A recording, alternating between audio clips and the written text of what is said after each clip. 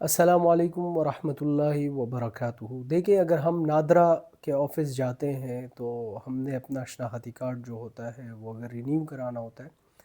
تو وہ ہمارے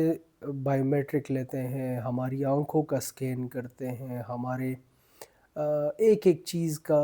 ایک ایک چیز کی ڈیٹیلز لیتے ہیں۔ وہ پورے خاندان کا جو شجرہ ہوتا ہے وہ ان کے سامنے آ جاتا ہے، ان کو پتہ چل جاتا ہے کہ کتنی نسلوں سے یہ لوگ یہاں پر آباد ہیں اور کیا قبیلہ ہے ان کا اور کس صوبے سے ان کا تعلق ہے۔ ہر چیز کا ڈیٹا ان کے سامنے آ جاتا ہے، بھائی بہنوں کا، بیوی بچوں کا، ہر چیز کا ڈیٹا ان کے سامنے آ جاتا ہے۔ اب یہ سارا ڈیٹا آنے کے بعد وہ آپ سے فیس بھی چارج کرتے ہیں، اور پھر اس کے بعد آخر میں ایک فارم نکالتے ہیں۔ ہم سمجھتے ہیں کہ شاید اب یہ کہیں گے کہ فلانے کاؤنٹر پہ جا کے آپ یہ سبمٹ کرا دو تو آپ کا کام ہو جائے گا۔ اب مسئلہ یہ ہوتا ہے کہ جب ہم وہ سبمٹ کرانے جاتے ہیں تو وہاں سے آپ کو جواب یہ ملتا ہے کہ بھائی آپ کسی 17 گریڈ آفیسر کے پاس جائیں جو یہ سائن کر کے آپ کو دے، تو تبھی آپ اس قابل ہوں گے کہ ہم آپ کو ایک پاکستانی شہری مانیں۔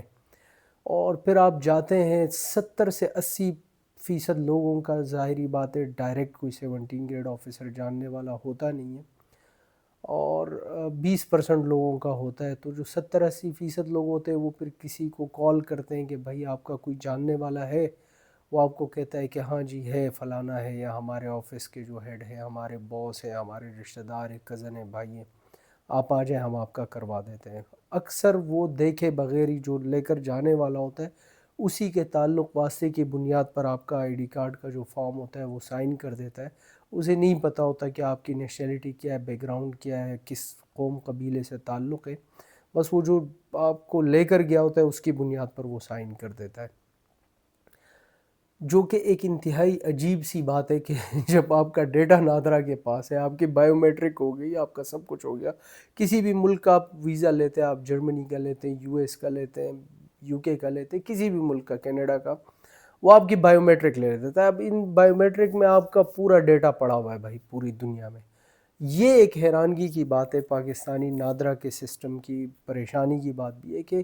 یہ بائیو میٹرک کے بعد بھی ان کو یقین نہیں ہوتا کہ بھائی آپ پاکستانی ہیں، بلکہ وہ کہتے ہیں نہیں بھائی 17 گریڈ آفیسر سے سائن کرا کے آؤ۔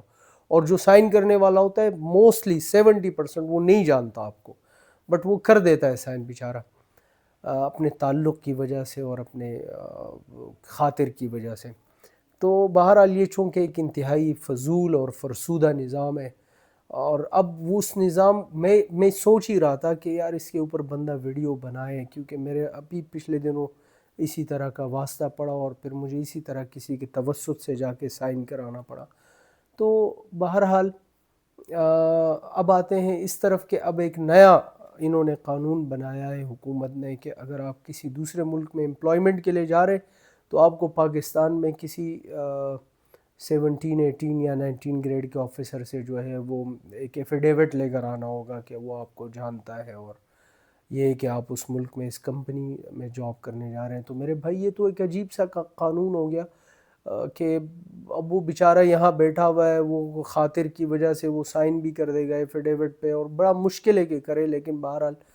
کر بھی دیتا ہے۔ تو اس کی کیا گارنٹی ہوگی کہ آپ اس ملک میں جا کے اس کمپنی میں جاب کرتے ہیں یا نہیں کرتے؟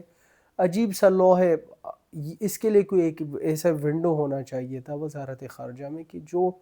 یہ کنفرم کرے کہ ہاں اس ملک کے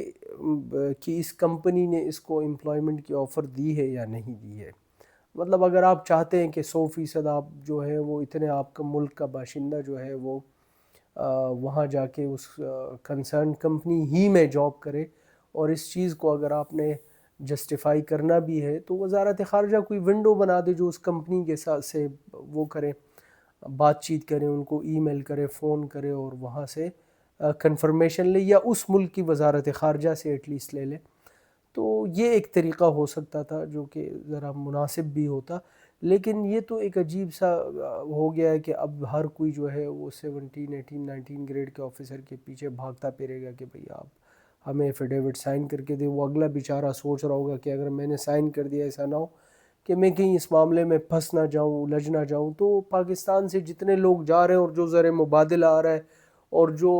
اخراج جو وہاں سے جتنے پیسے آتے ہیں، جس پر یہ ملک چل رہا ہے، اکانومی جو ہے بہت زیادہ بیس بھی کرتی ہے اس کے اوپر کہ یار وہاں سے جو پیسہ آتا ہے اس کے اوپر اس سے کتنا فائدہ ہوتا ہے پاکستان کو. تو اس چیز کو پھر ایک طرح سے انہوں نے جو ہے وہ بلاک لگا دیا ایک طرح سے,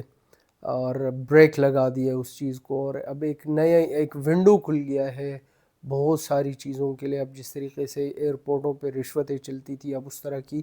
رشوتیں پھر چلنی شروع ہو جائیں گی کہ لوگ جو ہے وہ آف لوڈ ہونے سے بچے جہازوں میں.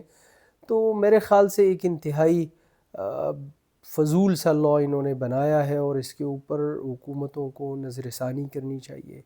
اور اس کے لیے کوئی ایک ایسا میکینزم بنانا چاہیے جو ایزی بھی ہو اور جو سپورٹیو ہو, نہ کہ لوگوں کو مزید مشکلات میں لوگوں کی اضافہ ہو, اور جو ہمیں ایک بہت بڑا زر مبادلہ آ رہا ہے دوسرے ممالک سے, اور جو ہماری کھپت ہے, ہم خود تو بھائی لوگوں کو ان کے تعلیم اور ان کی قابلیت کے حوالے سے جابز تو پرووائڈ نہیں کر سکتے, الٹا ان کے لیے مسائل اور مشکلات بناتے ہیں. میرے خیال سے اس بات پر اور اس لا پر پورے پاکستان کے جو نامور لوگ ہیں اور جو قانون ساز لوگ ہیں اور جتنے بھی پولیٹیشنز ہیں اور جس طرح کے